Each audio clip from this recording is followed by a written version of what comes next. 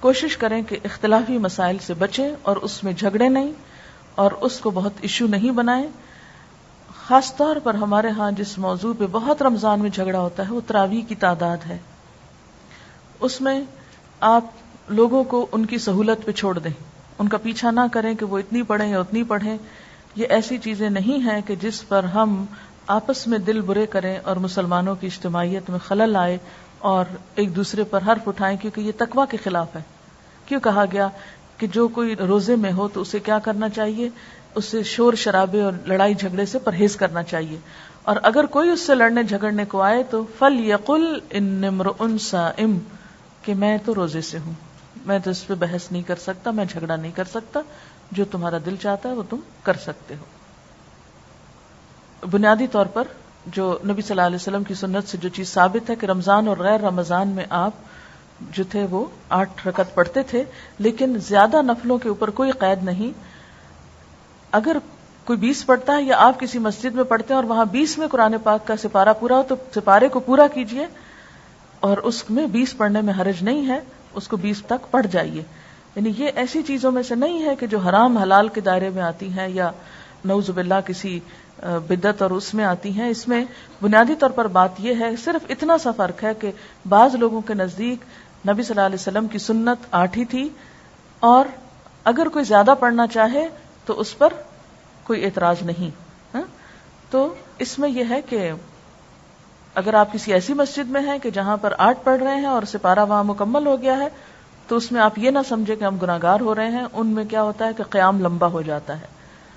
نبی صلی اللہ علیہ وسلم کے زمانے میں یہ قیام اللیل ہی تھا، یعنی رات کی نماز تھی.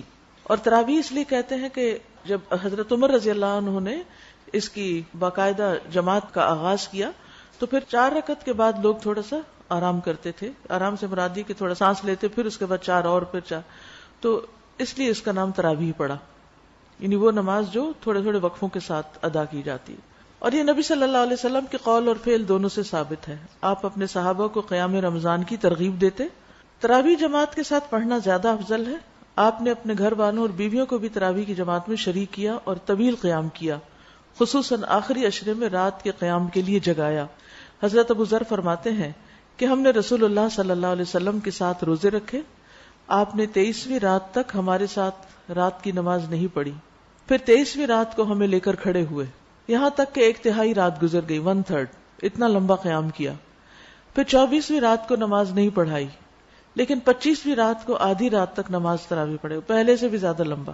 ہم نے عرض کیا یا رسول اللہ صلی اللہ علیہ وسلم، ہماری آرزو تھی کہ آپ باقی رات بھی ہمارے ساتھ نوافل پڑھتے. آپ صلی اللہ علیہ وسلم نے فرمایا، جو شخص امام کے ساتھ اس کے فارغ ہونے تک نماز میں شریک رہا اس کے لیے پوری رات کا قیام لکھ دیا گیا. یعنی آدھے میں نماز چھوڑ کے نہ آ جائے انسان، اینڈ تک ساتھ رہے. پھر آپ نے 27ویں رات تک نماز نہ پڑھائی، 27ویں رات کو پھر کھڑے ہوئے اور ہمارے ساتھ اپنے گھر والوں اور عورتوں کو بھی بلایا، یہاں تک کہ ہمیں اندیشہ ہوا کہ فلاح کا وقت نہ نکل جائے. راوی کہتے ہیں میں نے ابو ذر سے پوچھا فلاح کیا ہے، تو انہوں نے کہا سحری کا وقت. یعنی اس سے اندازہ لگا سکتے ہیں کہ اس نماز کا پھر کتنا وقت ہو سکتا ہے. یعنی آپ نے 1/3 رات بھی قیام کیا، آدھی رات بھی کیا، اور تقریباً سحری کا وقت ختم ہونے تک بھی کیا.